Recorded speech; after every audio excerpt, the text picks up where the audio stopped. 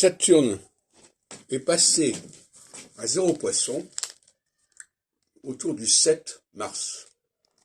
Nous sommes aujourd'hui le 17 mars. Donc, ma prévision depuis plusieurs mois concernant un basculement important à ce moment-là a été validée. J'ai entendu des commentateurs aujourd'hui dire qu'on n'avait pas eu un phénomène aussi puissant sous la 5e République. C'est-à-dire qu'il est encore plus puissant qu'en 68 et qu'en 95. Donc, effectivement, ça montre bien que l'astrologie a vocation, et même peut-être sa première vocation, c'est de prévoir les mouvements sociaux.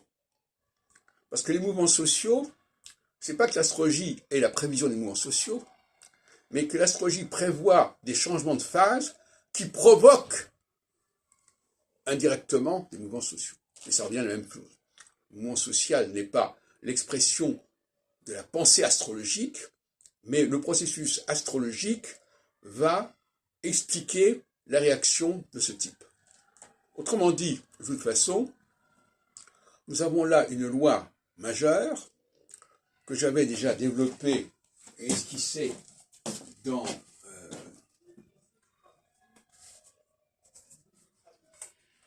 mon ouvrage L'astrologie selon Saturne, en 94, excusez du peu, donc il y a 29 ans.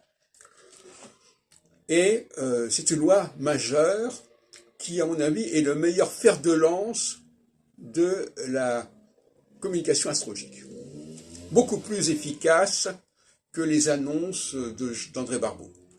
Donc là, il y a un phénomène de succession qui me paraît évident, je le dis sans aucune fausse modestie. L'astrologie sociale, l'astrologie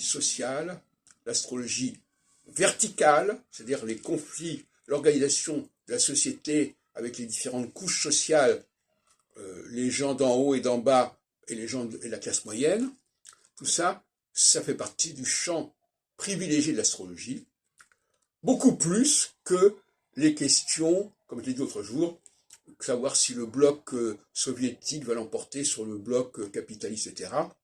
C'est pas à ce niveau-là que c'est amusant, parce que c'est une déviance de la pensée marxiste. La pensée marxiste ne posait pas le problème en termes d'État qui était comme ceci et d'État qui était comme cela, mais au sein de la société, il y a effectivement des clivages importants.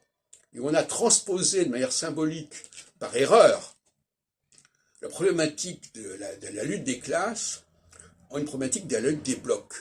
Et Barbeau est complètement entré dans cette problématique. C'est une évidence.